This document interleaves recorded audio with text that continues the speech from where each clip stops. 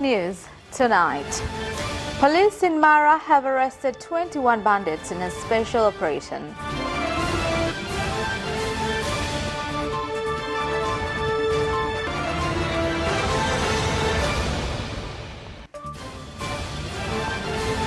Parliament has approved the 171 billion shillings Ministry of Land, Housing and Settlement Development budget.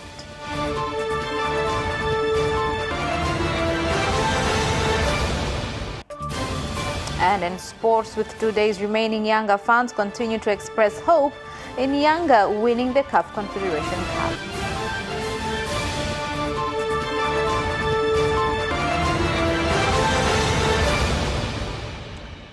Good evening. This is Capital News at 9:30. My name is Khadija Zimbwe. First, the national news. The police force in Mara region has arrested 21 bandits after committing various crimes, including the murder of James dealer Nixon Kisire, causing injuries to his wife and raping his daughter. The criminals were arrested during an operation conducted by the police force in the region.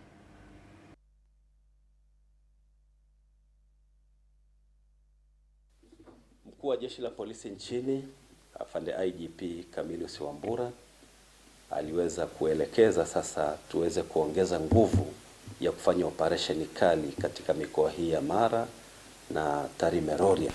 Inspector General of Police Camillus Wambura has directed that we put more efforts of conducting special operations in Mara and Tarime regions. Following the operation, in a short period of time, we have succeeded in arresting 21 criminals who have orchestrated crimes in Mara and Tarime regions. Mkoa wa kipolisi Tarime Rorya katika maeneo mbalimbali. Parliament has approved the 171 billion shillings budget estimates of the Ministry of Lands, Housing and Settlement Development for the 2023-2024 financial year after much heated debate by members of Parliament on funds given by the World Bank for a land planning and survey project being implemented to reduce land disputes, after it was revealed that the funds used for the project were less than what was allocated. Katika mkopo wa bilioni 350 tunaenda kutumia bilioni 10 tu kupima ardhi.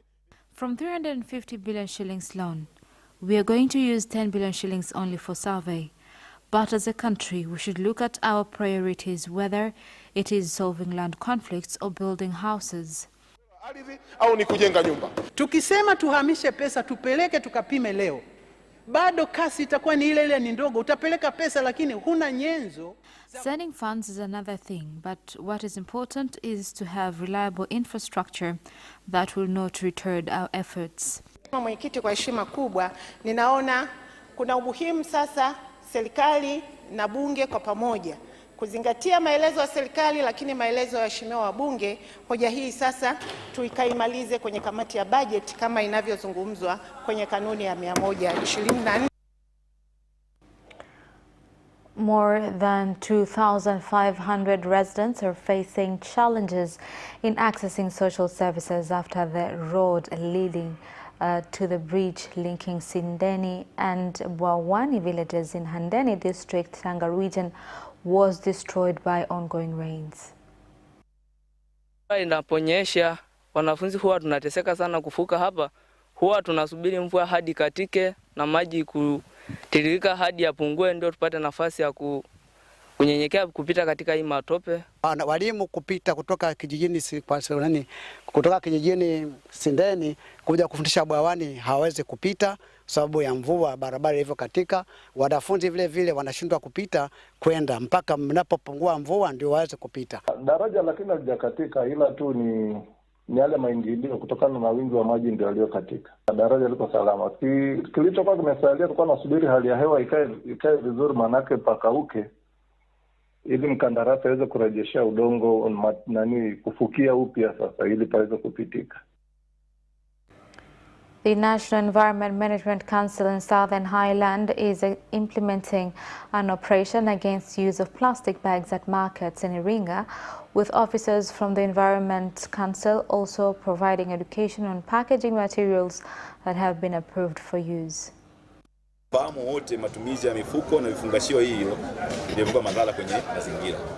Kama nilivyosema, we are all aware of impacts of such packages to environment because now packages are used as carriers, leaving efforts done to combat plastic bags equal to nothing, despite the positive aim of the government is to protect environment. We have thousands of sardine goods that we expect to use these packages for packing the product. Can the government please intervene in this matter? What can we do? We have loans to pay. These procedures are quite confusing. How can we do business in such circumstances? Fungashio watakachokielewa wao ni kile ambacho kimefungashwa kiwandani. Na wewe kama una kiwanda cha kufunga bidhaa zako, uende ukasajili ule mfuko wako, uje ufunge na ile bidhaa tayari itakuwa na TBS, inakuwa na kila kitu. Nadhani hata ule muda wa kuchoka bidhaa yako utakuwa unajulikana. Lakini kwa ufungaji tunaofunga wa leo. The Minister of Foreign Affairs and East African Cooperation, Dr. Stegomena Tax, has said the time has come for African countries to be united and come up with better ways of addressing challenges they have failed to resolve, including internal conflicts. Dr. Stegomena Tax made the statement last night in Dar es Salaam during a dinner gala to celebrate the 60th anniversary of the African Union. Can achieve this by exploring and utilizing effectively the available opportunities and by jointly and aggressively addressing challenges facing the continent, some of which were mentioned by the Dean there, including the need to silence the guns. You explained a lot about what is going on, the conflicts. Now we need to make sure that indeed we have had this desire and objective, I don't know for how many years, but still we have not been able to silence the gun. Africa offers many opportunities. May I make emphasis on the vast economic opportunities, including trade-related. I believe if we all commit to work together in promoting trade amongst ourselves, we will achieve aspiration of our Agenda 2063. Challenges in free sport of our continent. It's necessary of African countries to galvanize the unreliable, stable, and predictable countries to galvanize their own reliable, stable, and predictable founding for the operationalization of these pillars.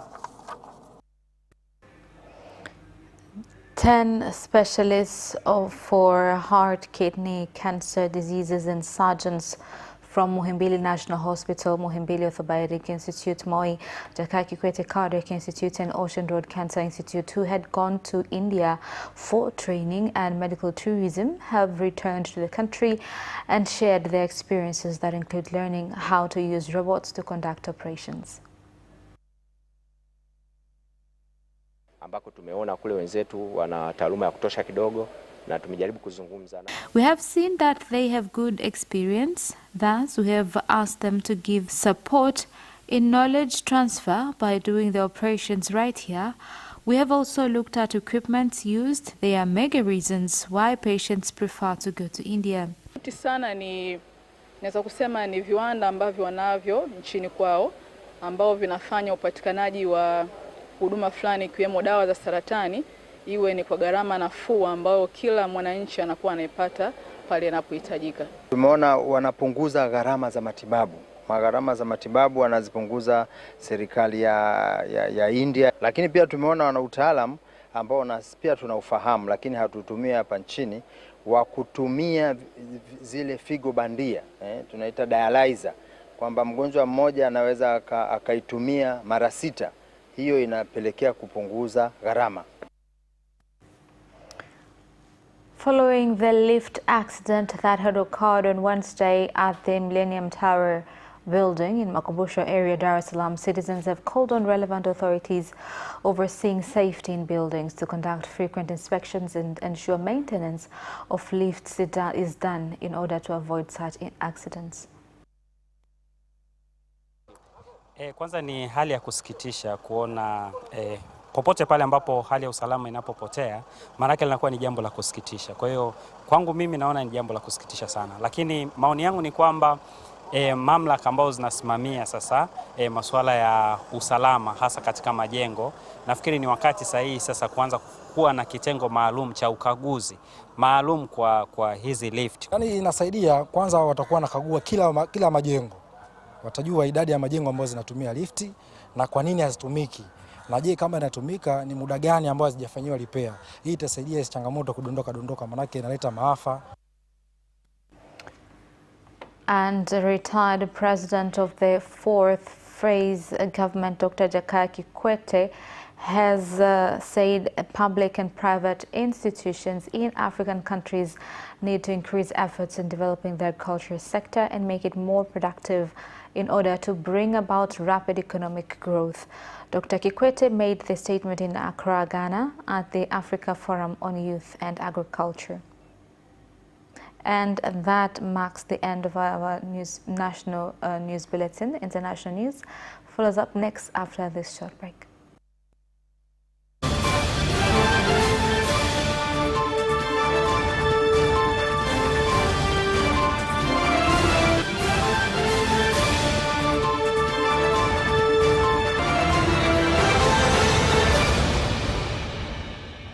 Welcome back, and in international news.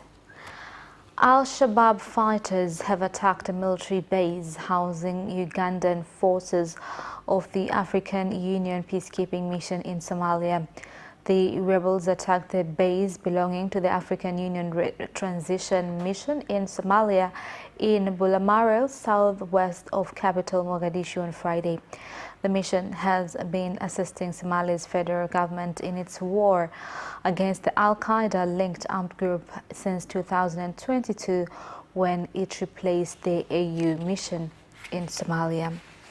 In another story, in Kenya, police officers fired in the air and tear gas at vendors protesting the demonstration of their kiosk. Demolition of their kiosks, causing a commotion within Ndararua Primary School in Kawangware, Dagoretti North, that caused the death of one person and 35 students to lose consciousness. The affected students were rushed off to Medihel, Ruta, Eagle and Mauritius hospitals for treatment. Inafaa kutulinda, lakini sasa ndio wanaleta maalifu. Askari pia yeye ni mzazi. Angesikia mzuri mtoto wake akifanywa tendo kama ile ambalo wamefanya leo. Now, flood victims admitted at hospitals and health centers at Bushushu and Nyamukubi in the Democratic Republic of Congo have urged the government to take immediate measures to help those affected by the floods, as well as those who were injured in the incident. Doctors treating the flood victims have also said that they need support to treat them. Moyo inavunjika. Nikusikia moyo inavunjika juu kuona manyumba zimetuangukia. Na japo tulikuwa wazima na tuko vilema, sasa kwa hii leo tuko vilema. Kuna matunzo bila madawa. Kama hakuna madawa, hakuna kisi wagonjwa watapona. Ya pili ni chakula, kisi unayua journalist. Watu hawezi ishi bila kukula. Ifo wagonjwa wakule. Ifo wavale. Juu walipoteza yote. Hawana kitu. And the permanent secretary from the Ministry of Minerals and Energy in Uganda, Irene Bakeke Okello, has said that signing of an agreement with Tanzania for construction of gas transportation infrastructure will enable the country get refined gas and increase economic growth. In order to support this ambitious plan, we are working with the government of Tanzania to see that we can lay a pipeline that will bring natural gas from Tanzania to Uganda to do three things. One, to support our iron ore industry in terms of smelting, especially because today, of course, we are using coal and other options that are not very clean. So through this program, we'll be able to have clean gas. And that is the end of international news. Business news follows up next.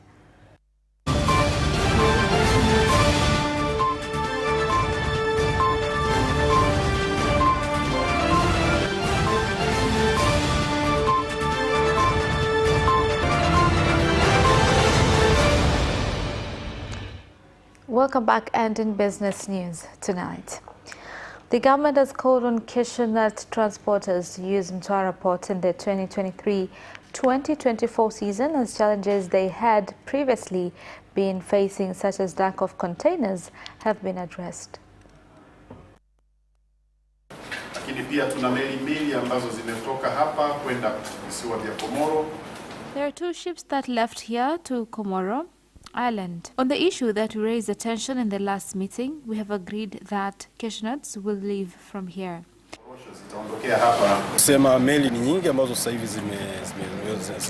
Right now, there is quite a good number of ships docking here. This year alone, 35 coal ships have docked at this port.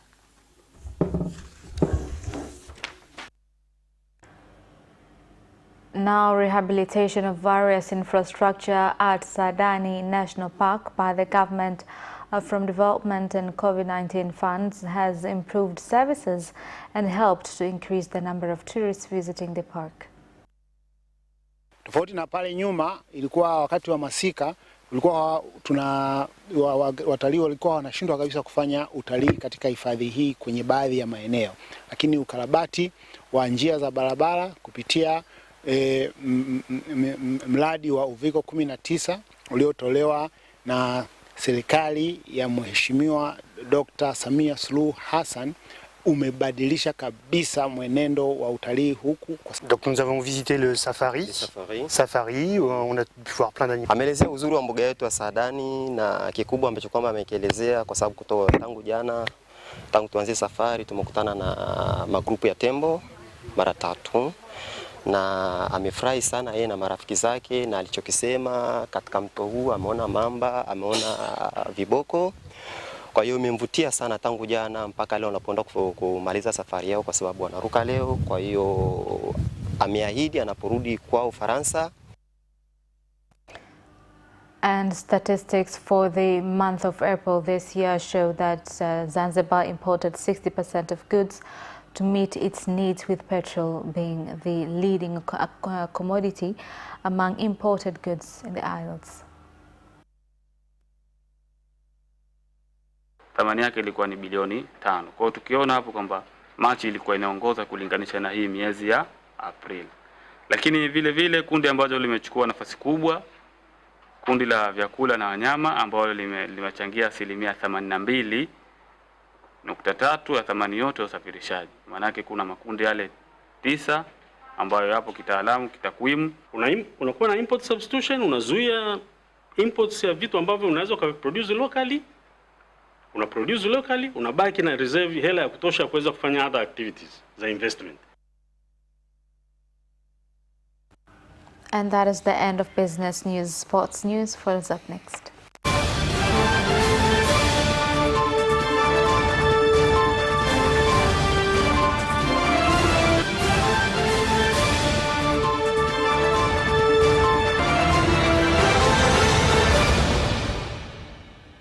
Welcome back, and in sports news tonight. Young Africans fans in Zambia have backed Jangwani Giants to win the CAF Confederation Cup with the first leg of the finals with US Algiers to be played at the Benjamin Mkapa Stadium this Sunday. Amefanya kitu kizuri, yani hata sisi wa mashabiki wa upande wa Zambia huku tumefurahi sana kwamba amefika hadi finali. Kwangu mimi na uhakika na finali Yanga naweza kashinda. Tanzania hapa nchi ni karibu na sisi, yani wametupa na sisi ile kiu ya kufanya kwamba na sisi tunaweza tukafanya kitu kama ambacho Yanga amefanya. Anakuwa na maplayer wakali, kunakuwa na Fiston Maele, kunakuwa na Ziziki, kunakuwa na Jesus Moroko. Sasa naona Yanga atanunua ile ile cup ile ya CAF. Well, good luck to Yanga. Now, professional golf player Nuru Molal from Arusha Gymkhana Club has started well in the Inspire Africa Open Golf Tournament at the Kili Golf Club in Arusha City after finishing the first day scoring 77 points. Na kwa tuliokuwa uwanjani prozi wa tuliocheza kwenye score yangu nimekuwa wa pili na imani kwamba tutaendelea kufanya vizuri. Kesho ni siku ya mwisho ambayo nitafanya vizuri zaidi. Tuko hapa Kili kwa ajili ya mashindano. Ndio tumeanza siku ya leo. Mpambano kwa kweli ni ngumu kwa sababu uwanja ni mgumu kiukweli. And Benjamin Mkapa Secondary School students have proceeded with American football training for the 4th week, with the training organizers calling on other schools to learn the sport. And that marks the end of our news bulletin for tonight. My name is Kalbia Zimbwe. Thank you for watching and good night.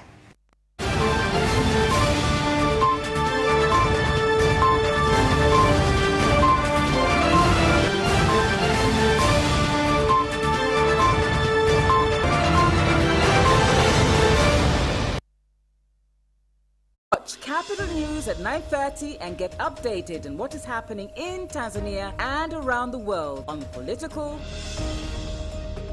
social,